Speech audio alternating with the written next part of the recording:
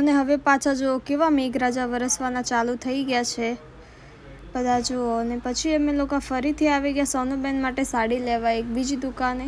તે એમને પહેરીને જોઈ, બહુ મસ્ત લાગતી હતી સાડી. પછી અમે લોકો બધા ગયા બીજી દુકાને, તો ત્યાં પપ્પા અને ભોલાને ઊંઘ આવી ગઈ તો એ લોકો સૂઈ ગયા. અમે લોકો સાડીઓ જોવા મળ્યા. તો જોરદાર વરસાદ વધી ગયો છે ભાઈ સુરતમાં. તો જો ભોલા, આ ભોલાની છત્રી.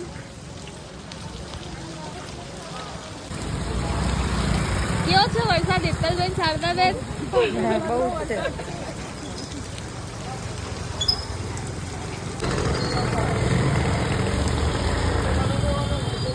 અને પછી હવે અમે લોકો આવી ગયા બ્રાઇડલના ચૂડા લેવા માટે. તો સોનુ હવે એનો ચૂડો બનાવી રહી હતી. મસ્ત બની ગયો છે એનો ચૂડો. હજી ટ્રાય કરે છે હો. પછી એને પહેરવાનું સ્ટાર્ટ કરી લીધું છે. પછી મેં બી મારા માટે જોઈ લીધો તો એક મસ્ત ચૂડો. ટ્રાય કરતી હતી કેવો લાગે છે. ફાઇનલી અમે લઈ લીધા છે. અમને બહુ મજા આવી છે તમારી જોડે. Thank you. અમારે આ જે બેન છે એમને નાચ કરવાની બહુ જ જે પહેરે એ બધું ભેગું આવી જાય.